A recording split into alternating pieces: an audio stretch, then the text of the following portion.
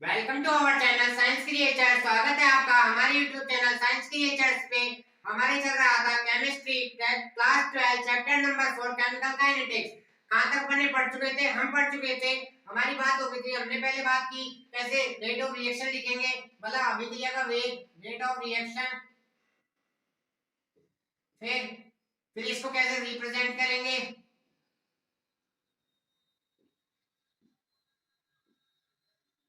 Represent इसको कैसे represent करेंगे, तो ये था। आज हमारा टॉपिक रहेगा क्या? आज हमारा टॉपिक रहेगा, हमने देख लिया रेट ऑफ रिएक्शन क्या होता है, अभिक्रिया का वेग क्या होता है, क्या नहीं होता। सारा एवरेज वेलोसिटी निकाल ली, इंस्टेंट वेलोसिटी निकाल ली, दोनों वेलोसिटी अपन निकाल चुके हैं, चर्चा कर चुके हैं। आज अपन ने रिप्रेजेंट करना सीख लिया कि वो कैसे रिप्रेजेंट करेंगे, इनका मात्रक अपन ने सीख लिया। ठीक है, मात्रक से आगे बढ़ते हुए आज अपन चलते हैं क्या हमारा टॉपिक है आज का, दैट इज इफेक्टिव पॉइंट। इनको कौन कौन सी चीजें इफेक्ट करेंगी, आइए लिखिए, हेडिंग डालिए इफेक्टिव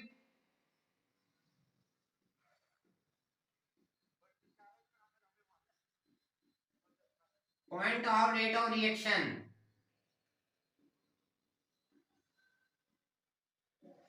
मतलब आपने ये सीखा, आपने अभी तक क्या क्या सीखा, रेट ऑफ रिएक्शन देख लिया, दैट इज रिप्रेजेंट करना सीख लिया। तो कुछ ऐसी चीजें होगी जो इफेक्ट करेगी। इफेक्ट करेगी मतलब इस रेट ऑफ रिएक्शन का अभिक्रिया वेग को या तो बढ़ाएगी, इंक्रीज करेगी, डिक्रीज करेगी। अभी ये चीजें देखनी है, कौन सी चीज इसको इंक्रीज करती है, कौन सी चीज इसको डिक्रीज करती है। यही समझने के लिए आज का यही टॉपिक है, effective point of rate of reaction. तो रेट ऑफ रिएक्शन में हमने अभिक्रिया देखी, एक तरफ रिएक्टेंट होता है, एक तरफ प्रोडक्ट बनता है। रिएक्टेंट एंड प्रोडक्ट, तो कहां पे गड़बड़ हो सकती है, या तो आप रिएक्टेंट पे करोगे कुछ, तो ऑब्वियसली रिएक्टेंट भी होगा, प्रोडक्ट भी, प्रोडक्ट के बेस पे अनुसार तो ताप आप कम कर नहीं सकते। तो दैट इज अभिक्रिया कहां करोगे आप, रिएक्टेंट पे, मतलब अभिकारक पे वर्क करोगे। आप वर्क करोगे तो अभिकारक में कैसे कैसे वर्क कर सकते हो, या तो फिर आप टाइम प्रेशर लगाओगे और प्रेशर लगाओगे। इन तीन के अलावा आप बताइए चीजें, और बहुत सारी चीजें आएगी समझेंगे क्या होता है क्या नहीं होता। जैसे ये अभिक्रिया है, एक कॉमन रिएक्शन में लेके चलते हैं, a plus B tends to product, तो प्रोडक्ट बन रहा है। ठीक है, A plus B tends to product, तो दैट इज यहाँ पे आपकी, यहाँ तो एक तो यहाँ वर्क कर पाओगे आप, या तो आप इनको तोड़ोगे, बंद आएंगे, कैसे आएंगे, यहाँ पे आप टेम्परेचर लगाओगे, या सॉरी टेम्परेचर कम करोगे बढ़ाओगे, यहाँ या तो प्रेरक लगाओगे। इनके अलावा तो आप कुछ कर नहीं सकते। अभी तो जहाँ तक अपने सीखा है, अपने नॉर्मल बात करते हैं कॉमन सेंस लगा के, तो अपना इतना वर्क कर सकते हैं, पर यहीं पे तो वर्क करना है, तो यहीं पे वर्क करने के अनुसार पहला बंद आता है। अब आप सीखिए पहला क्या आता है, पहला पॉइंट लिखिए आप, इसमें लिखवाते हैं पहला पॉइंट, पहले समझते हैं फिर अपन चीजों को लिखवाते हैं। पहला पॉइंट लिखवाने के लिए आप चीजों को समझते हैं पहले एक से।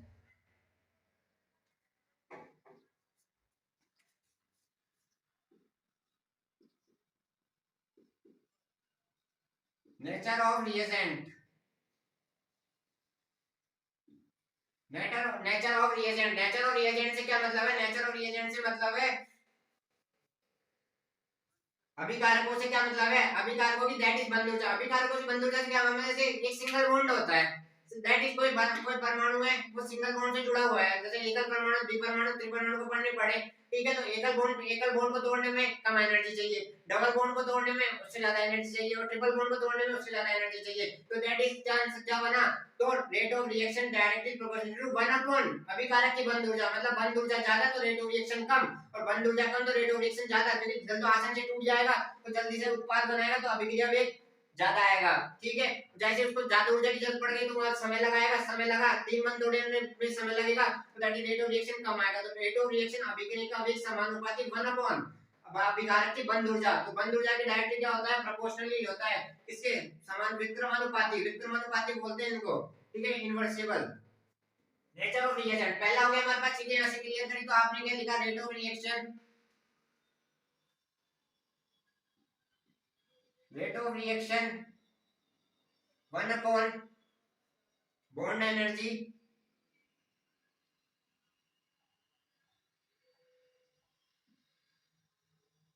बॉन्ड एनर्जी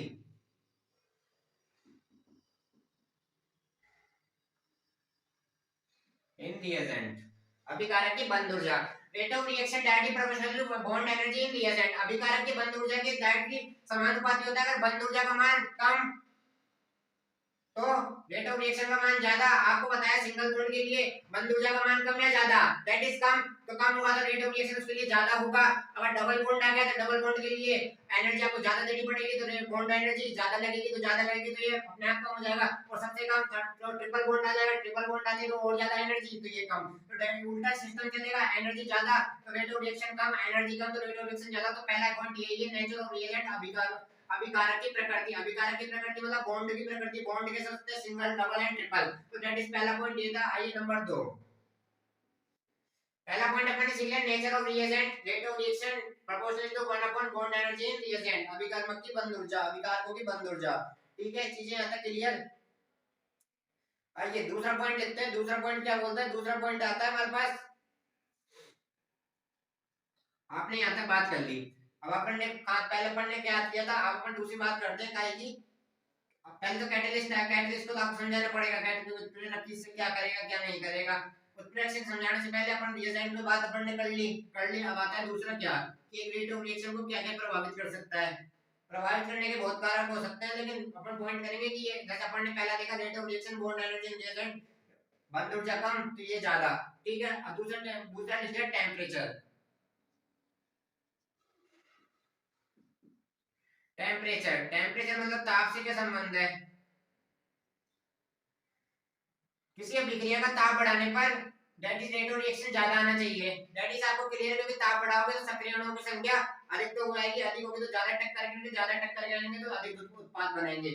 ज्यादा टक्कर करेंगे, ताप बढ़ाएंगे, ताप बढ़ाने पे अणुओं की गतिज ऊर्जा बढ़ती है, गतिज ऊर्जा बढ़ी, गतिज ऊर्जा बढ़ के वो दूसरे ज्यादा टकराएंगे, टकराने से क्या होगा, टकराने का भी एक सिद्धांत आएगा, टक्कर सिद्धांत से इसको आगे समझाया जाएगा कि कैसे से मतलब कहीं प्रभावी टक्कर होगी, कहीं अप्रभावी टक्कर होगी। प्रभावी टक्कर कौन सी होती है, प्रभावी टक्कर इफेक्टिव टक्कर जिनको बोलते हैं, जिनको जो टक्कर बनाने में डायरेक्ट उत्पाद बना लेते हैं। कई टक्कर ऐसी होती है, ऐसा नहीं होता है कि हर टक्कर ही उत्पाद बनाए, ऐसा बिल्कुल नहीं होता, बहुत ही रेयर केस होते हैं जिनमें टक्कर उत्पाद बनाते हैं। तो दैट इज आपको आगे बताएगा, लेकिन ताप बढ़ाने पे गतिज ऊर्जा बढ़ेगी, गतिज ऊर्जा बढ़ेगी तो हम ज्यादा एक दूसरे से टकराएंगे, तो एक दूसरे से ज्यादा टकराएंगे तो उत्पाद ज्यादा बनेगा, तो डायरेक्टली प्रोपोर्शनल नहीं क्या है, तो डायरेक्टली प्रोपोर्शनल इसके समानुपात है डायरेक्ट इसके, मतलब ताप बढ़ाओगे तो गतिज अभिक्रिया का वेग बढ़ेगा, ताप बढ़ाओगे तो अभिक्रिया का वेग बढ़ेगा। ये इसका दूसरा पॉइंट है, ताप बढ़ाओगे तो अभिक्रिया का वेग बढ़ेगा। आइए चीजों को आगे बढ़ते हैं, समझते हैं क्या कहता है। ताप बढ़ाने पर अभिक्रिया का वेग, तो that is rate of reaction directly proportional is to temperature, मतलब रेट ऑफ रिएक्शन टेम्परेचर के डायरेक्टली प्रोपोर्शनल है, मतलब समानुपात है। अगर rate of reaction temperature increase तो that is rate of reaction obviously increase. यहां तक ये चीजें क्लियर, टेम्परेचर हो गया, नेचर ऑफ रिएजेंट पढ़ लिया, यहां तक कोई दिक्कत नहीं आनी चाहिए, आनी नहीं चाहिए। आइए इस चीज को समझते हैं क्या कहता है। कहने का मतलब ये था इसका, कहने का मतलब ये था रेट ऑफ रिएक्शन टेम्परेचर। अब आइए, आपने बात करी सर, आपने यहां तक तो कह दिया टेम्परेचर बढ़ रहा है तो रेट ऑफ रिएक्शन भी बढ़ रहा है, तो अभी टेम्परेचर कितना बढ़ेगा कि हमको ऐसे पता चलेगा कि अभिक्रिया का वेग कितना बढ़ रहा है। अभिक्रिया का वेग कितना बढ़ रहा है, तो उसके लिए कांसेप्ट है temperature coefficient. Temperature coefficient, temperature coefficient का मतलब होता है ताप गुणांक। ताप गुणांक से क्या मतलब है, ताप गुणांक का मतलब है अगर आप टेम्परेचर कितना इंक्रीज कर रहे हो, 10 डिग्री सेल्सियस से लेकर 20 डिग्री सेल्सियस के बीच में इंक्रीज कर रहे हो, 10 डिग्री का गैप आ रहा है ना टेम्परेचर में, क्या आपने 10 डिग्री टेम्परेचर बढ़ा दिया तो रेट ऑफ रिएक्शन क्या हो जाएगा, या तो 2 टाइम या 3 टाइम बढ़ जाएगा, या तो 2 गुना या 3 गुना हो जाएगा। तो यहाँ पे ये कह रहा है, या तो टेम्परेचर आपने 10 डिग्री सेल्सियस बढ़ा दिया ना, तो या तो 2 गुना या 3 गुना बढ़ेगा। तो उसके लिए यहाँ पे टर्म आएगी, वो टर्म्स कौन सी होगी, टेम्परेचर कोएफिशिएंट मतलब ताप गुणांक। टेम्परेचर कोएफिशिएंट यहाँ पे टर्म्स आएगी, वो आपको आगे बता देंगे, लेकिन आप इसको याद ध्यान रखना कि रेट ऑफ रिएक्शन कितना हो जाएगा, अभिक्रिया का वेग या तो 2 टाइम या 3 टाइम बढ़ जाएगा। 2 टाइम मतलब 2 गुना है, 3 टाइम मतलब 3 गुना। ये सिमिलर है, मतलब कोई फिक्स नहीं है। तो अभिक्रिया में मतलब 10 डिग्री का आज अभी अपना टेम्परेचर 25 था, लुक लाइक एग्जांपल 25 था, आपने बढ़ा के इसको 35 कर दिया, 35 कर दिया तो आपने यहाँ पे कितने का बढ़ाया, 10 का। तो रेट ऑफ रिएक्शन ऑब्वियसली तो 2 टाइम या 3 टाइम अपने आप इंक्रीज होगा, दैट इज फैक्ट। तो ये जिसके कारण निकाला जाएगा वो कहलाया जाएगा टेम्परेचर कोएफिशिएंट मतलब ताप गुणांक, वो कहलाया जाएगा टेम्परेचर कोएफिशिएंट मतलब ताप गुणांक। यहां तक चीजें क्लियर। यहां पर भी आप इतना ध्यान रखना, rate of reaction directly proportional to temperature, rate of reaction directly proportional to temperature, और टेम्परेचर इंक्रीज तो रेट ऑफ रिएक्शन भी इंक्रीज। दैट इज यहां पे एक टर्म्स लीजिए ना, नोट डाल के अभी।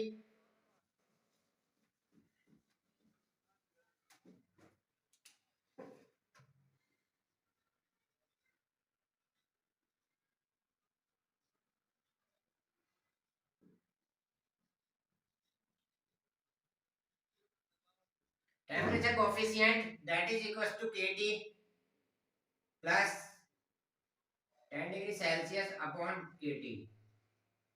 तो that is rate of reaction कितना हो जाएगा, रेट ऑफ रिएक्शन या तो 2 टाइम या 3 time increase. Temperature coefficient that is formula kT plus 10 degree Celsius. kT मतलब जो अपना सामान्य तापमान था वो अपने 10 डिग्री बढ़ा के, ये तो इसका फार्मूला है, दैट इज आपको फार्मूला बता दिया, आपको बता दिया टेम्परेचर 10 डिग्री इंक्रीज, तो यहां से ध्यान रखना। तो रेट ऑफ रिएक्शन कितना बढ़ा है, 2 है 3 टाइम, 2 गुना है 3 गुना ज्यादा बढ़ जाएगा। तो यहां पे एक टर्म से याद रखना, तो टेम्परेचर कोएफिशिएंट आगे आपको पढ़ा दिया जाएगा विस्तृत तरीके से, कैसे पढ़ाना है कैसे नहीं पढ़ाना वो आप मेरे ऊपर है। अभी तक आप इतना ध्यान रखना, तो temperature directly proportional to rate of reaction के, मतलब अभी तक अपने दो पढ़ लिया, एक तो अभिकारक, अभिकारक में बंद ऊर्जा में क्या पड़ा, बंद ऊर्जा में सिंगल बॉन्ड की बंद ऊर्जा कम तो रेट ऑफ रिएक्शन ज्यादा, डबल बॉन्ड की तो उससे थोड़ी कम, उससे थोड़ी ज्यादा ऊर्जा तो रेट ऑफ रिएक्शन उससे कम। और थर्ड और ट्रिपल बॉन्ड की क्या पड़ा, ट्रिपल बॉन्ड की एनर्जी बहुत ज्यादा तो रेट ऑफ रिएक्शन कम। दूसरा टेंपरेचर बढ़ा, डायरेक्टली प्रोपोर्शनल ताप बढ़ाओगे अणु की गतिज ऊर्जा बढ़ेगी, गतिज ऊर्जा बढ़ेगी तो टक्कर ज्यादा होगी, टक्कर ज्यादा होगी तो उत्पाद ज्यादा बनेगा, उत्पाद ज्यादा बनेगा तो डायरेक्टली प्रोपोर्शनल टेंपरेचर इंक्रीज, तो ये इंक्रीज। यहां पे ध्यान रखना, आपने बोला कितना इंक्रीज करे तो 10 डिग्री सेल्सियस इंक्रीज करा, यहां तक चीजें क्लियर। आइए अगला पॉइंट देखते हैं।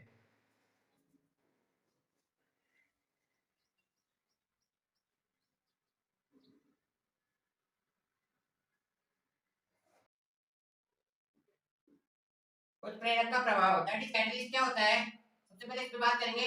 कैटलिस्ट ये होता है कि अभिक्रिया में है ना, जैसे कोई अभिक्रिया एक लिमिटेड टाइम में हो रही है, टाइम मेरा है 5 मिनट, एक अभिक्रिया 5 मिनट में हो रही है, तो ये लग जाए कैटलिस्ट, तो यही अभिक्रिया है ना 3 मिनट में संपन्न होगी। यही अभिक्रिया जो 5 मिनट में हो रही थी वह अभिक्रिया 3 मिनट में संपन्न होगी, लेकिन बात सुनना, अगर ये कैटलिस्ट आया भी ना तो ये सब अभिक्रिया में अपना कोई प्रभाव नहीं डालेगा, प्रभाव डालेगा ये बस समय जल्दी करा देगा ना, तो ये उसमें कुछ भी चेंज कुछ आएगा या ये जैसा जाएगा ना ठीक वैसा ही आएगा। तो दैट इज चेंजेबल नहीं है, इसमें कोई परिवर्तन नहीं आता है, ये अभिक्रिया के बस गति को बढ़ाने आता है। तो देख के लिए आपके लिए, जैसे आपके पास एक 5 मिनट वाला है, जैसे आपने यहाँ पे ग्राफ बनाया, ग्राफ बनाया तो क्या, यहाँ पे आपने एनर्जी ले ली, यहाँ पे आपने टाइम ले लिया, तो दैट इज एक दहली ऊर्जा होती है, वह न्यूनतम ऊर्जा जो अणुओं को उत्पादन करने के लिए आवश्यक होती है, वो दहली ऊर्जा कहलाती है। इसके बारे में अपन विस्तार चर्चा करेंगे आगे।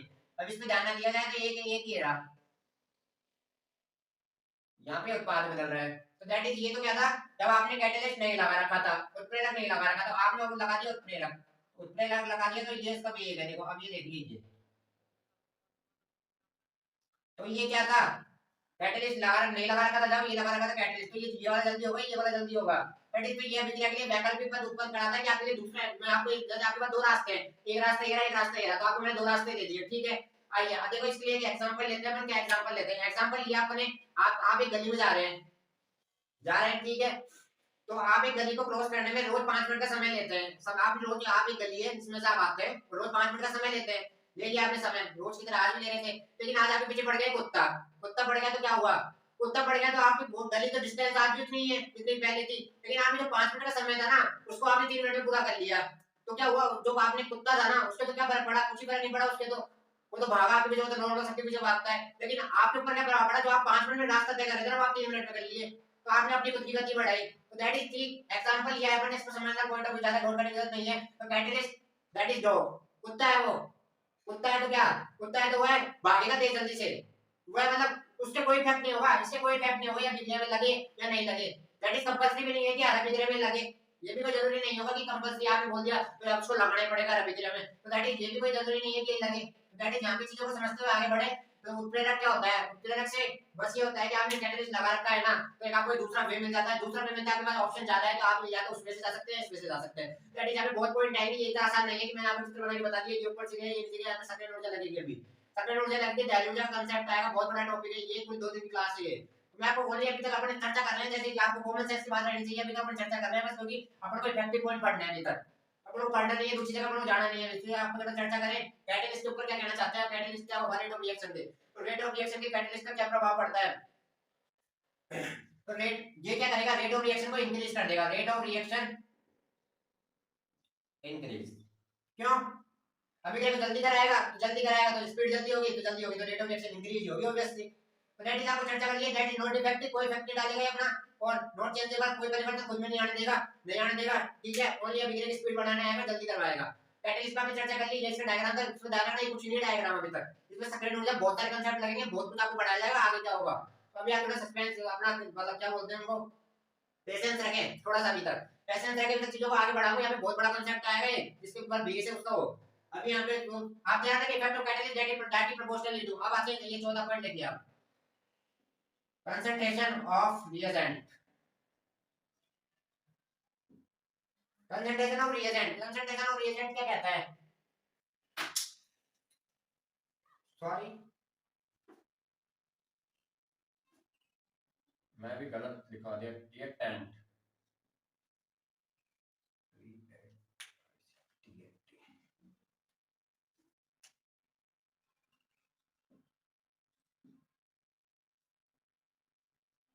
ऑब्वियसली आइए चीजों को समझते हैं आगे क्या कह रहा है। सब चीजें समझने के लिए इसने क्या लिखा, रिएक्टेंट,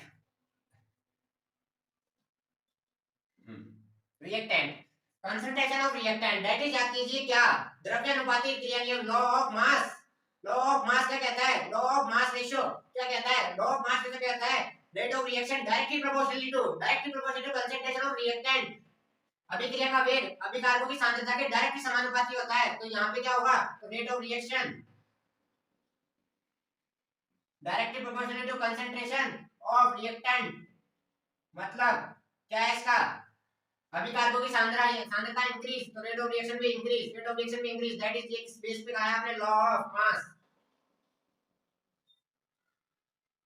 रेशियो, द्रव्य अनुपाती क्रिया नियम, लॉ ऑफ मास रेशियो के अकॉर्डिंग आपने कह दिया rate reaction directly proportional to concentration of reactant, तो दैट इज क्या, कंसंट्रेशन बढ़ेगी सांद्रता बढ़ेगी तो रेट ऑफ रिएक्शन भी इंक्रीज होगा, रेट ऑफ रिएक्शन भी इंक्रीज होगा तो that is directly proportional to द्रव्य अनुपाती क्रिया नियम, याद रखना इसको।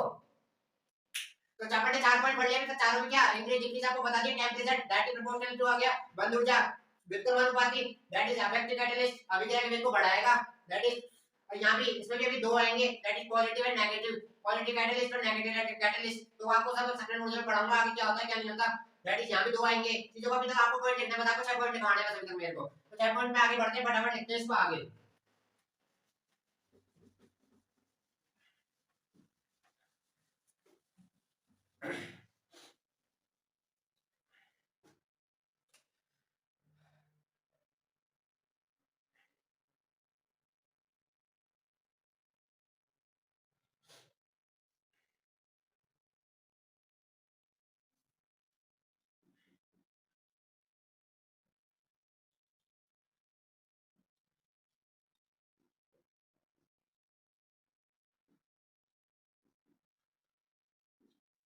क्या समझे, surface area of the reactant मतलब क्या, अभिकारक का पृष्ठीय क्षेत्रफल, अभिकारक का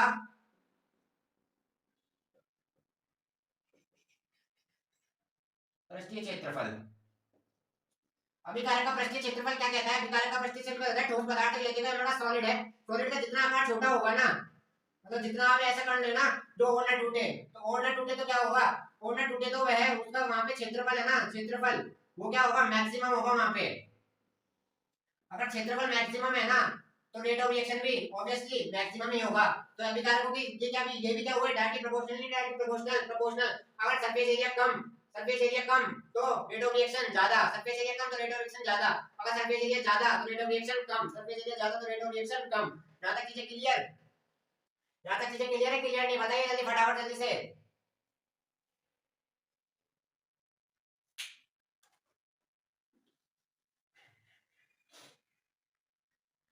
तो आपने क्या पढ़ा, आपने अभी तक ये पढ़ा क्षेत्रफल, अभिकारक का पृष्ठीय क्षेत्रफल, तो पृष्ठीय क्षेत्रफल बढ़ने से क्या होगा, अब आइए आज बात पे चर्चा करते हैं क्या होगा। तो सरफेस एरिया इंक्रीज हो रहा है किसी चीज का, सरफेस एरिया इंक्रीज है तो रेट ऑफ रिएक्शन इंक्रीज या डिक्रीज, ये बताइए। अगर सरफेस एरिया ज्यादा होगा ना, पृष्ठीय क्षेत्रफल, तो यहाँ पे इसने बात की क्षेत्रफल की, तो क्षेत्रफल की बात कर रहा है, तो पृष्ठीय क्षेत्रफल ज्यादा होगा तो क्या होगा, पृष्ठीय क्षेत्रफल ज्यादा होगा तो आप मेरे को बताइए कौन किसी चीज कॉमन है हमारे पास, एक चीज हमारे पास इतनी सी है पहले वो, और एक चीज हमने यहाँ पे ले ली इतनी बड़ी, दैट दो चीजें हमारे पास, तो दोनों सिमिलर तो है नहीं, दैट इसका कम है इसका ज्यादा है, तो यहाँ पे कोई अपने अटैक करवाया किसी का, अपने कोई रिएक्शन करवा रहे तो यहाँ पे जगह कम है, मतलब इसके पास जगह कम है, इसके पास ऑप्शन ज्यादा है, कहीं भी अटैक करवा सकता है, तो जिसके पास जगह कम है तो मुक्त संयोजकता इसके पास ज्यादा है, इसके पास ज्यादा है, मुक्त संयोजकता किसके पास ज्यादा है बताइए, मुक्त संयोजकता किसके पास ज्यादा है, मुक्त संयोजकता ऑब्वियसली इसके पास ज्यादा है, तो मुक्त संयोजकता इसके बाद ज्यादा होगी तो ये अटैक अपने पर ज्यादा करवा पाएगा, अटैक अपने पर ज्यादा करवा पाएगा तो अभिक्रिया का वेग भी बढ़ा देगा, तो जितना ज्यादा अटैक उतना ज्यादा अभिक्रिया वेग, तो that is surface area that reactant अभिकारक का पृष्ठीय क्षेत्रफल समानुपाती रेट, मतलब अभिक्रिया वेग के डायरेक्टली प्रोपोर्शनली टू होगा, इस बात का ध्यान रखें, पृष्ठीय क्षेत्रफल समानुपाती। अभी तक अपने इतनी चर्चा कर ली, अपना चर्चा आगे करते हैं। छठा पॉइंट आज का है, छठा पॉइंट लिखते हैं, इस बात का थोड़ा ध्यान रखें, मुक्त संयोजक कितने बढ़ती है अधिकरणों अगर रिएक्शन में जुड़ सकते हैं, इसके लिए आपको बहुत सारी विषमांग विपणन पढ़ाएंगे, आपको सामान्य विपणन विस्फोटन विपणन उसके लिए ये काम आएगा। अब आते हैं चौथा लास्ट पॉइंट है इसका क्या, लास्ट पॉइंट समझने के लिए आप चर्चा करते हैं काई पे इफेक्ट ऑफ लाइट।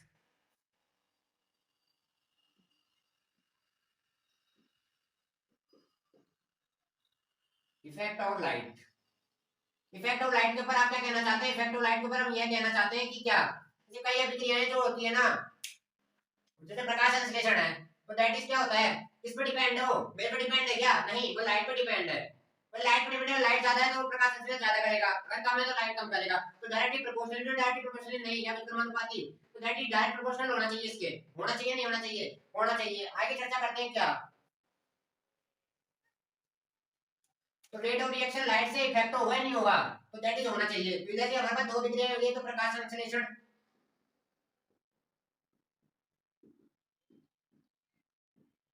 और दूसरा हमारे पास एक कांसेप्ट आता है मुक्त मूलक अभिक्रिया है, मुक्त मूलक रिएक्शन, तो दैट इज दोनों डिपेंड किस पे करती है, लाइट पे डिपेंड करती है, तो लाइट पे डिपेंड करती है तो रेट भी लाइट पे डिपेंड करेगा, डिपेंडेंस बता रहे हैं, तो मतलब अपने 6 पॉइंट पढ़ लिए, 6 पॉइंट पे डिपेंडेंस यहां तक क्लियर चीजें, ये अपने चीजें करके डिपेंड। अब अगर हमारे पास अगला पॉइंट आता है क्या, अगला पॉइंट देखिए आप, इफेक्ट ऑफ कंसंट्रेशन, सांद्रता का प्रभाव,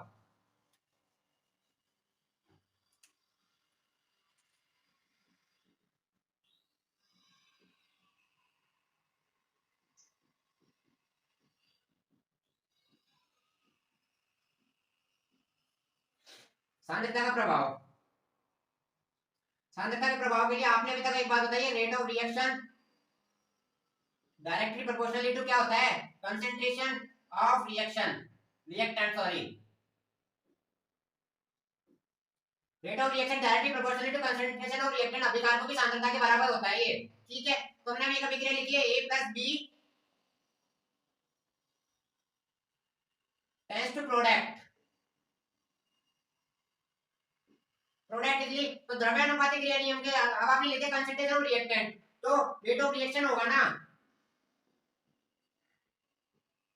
तो directly proportional to concentration of A की सांद्रता गुणा कंसंट्रेशन ऑफ बी की सांद्रता के गुणनफल के समानुपाती होगा, और जो इनके आगे गुणांक लगे रहेंगे वो इनकी घात बन जाएंगे, तो ये कहता है द्रव्यानुपातिक क्रिया नियम, तो R बराबर, सॉरी स्मॉल r लिखना, रेट ऑफ रिएक्शन को स्मॉल r से रिप्रेजेंट करते हैं, तो R बराबर क्या हो जाएगा, K concentration of A that is A concentration of B that is small b,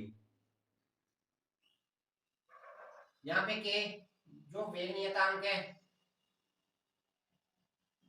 this depend किस किस पर डिपेंड करेगा ये बताइए, दैट इज तो कैटालाइज, कैटलिस्ट और टेम्परेचर, बहुत इंपॉर्टेंट सवाल है, आया हुआ सवाल है, वेग नियतांक नीट में आया हुआ सवाल है, इस बात का ध्यान रखना, वेग इतना निम्न में से किस पे निर्भर करता है, दैट इज दोनों पे निर्भर करता है, एक तो उत्प्रेरक पे और ताप पे, दैट इज यहां तक ये कह के गया हमारे पास द्रव्यानुपातिक क्रिया नियम, हमारे पास ये कह के जाता है अगर आपके पास रेट ऑफ रिएक्शन है तो अभिकारकों की सांद्रताओं के गुणनफल के बराबर, ये आपका आंसर आ जाएगा। यहां तक चीजें क्लियर, यहां तक आपने कर लिया काम, जैसे बोला अभी तक तो सब सही हो रहा है, ठीक है, सब सही हो रहा है, तो फिर आ रही है गड़बड़ कहां आ रही है बताइए, तो गड़बड़ आ रही है तो आपने सर यहां तक बता दिया, ठीक है, आपने जैसे ये था, ये गुणांक आपके पास थे, तो गुणांक आपने यहाँ पे जैसे कोई आपने सिद्ध थोड़ी करा था कोई, जैसे आपको रिएक्शन में दिए गए आपने पुट कर दिया यहाँ पे, तो डायरेक्ट आपने रेट ऑफ रिएक्शन निकाल लिया। अभी चर्चा करते हैं किस पे, मैं इसको थोड़ा मिटाता हूँ, रफ करता हूँ, और एक इसको साइड में लिख के आपको एक बात बताता हूँ क्या, अब आगे क्या कंसेप्ट बन रहा है वो सीख गया पहले, तो R बराबर K कंसंट्रेशन A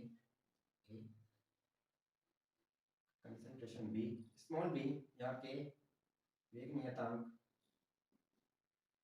जो कैटलिस्ट एंड टेम्परेचर पे निर्भर करता है, कैटलिस्ट और टेम्परेचर पे निर्भर करता है।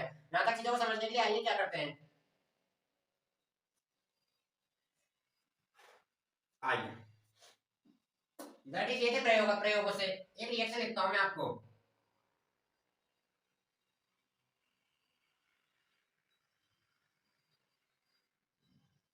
2NO2 tends to N2 plus।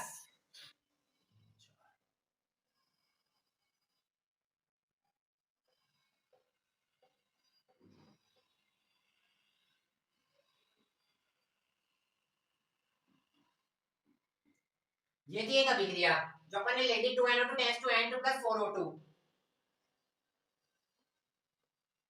NO2 NO2 NO2 NO2 sorry, ये रिएक्शन वाली नहीं।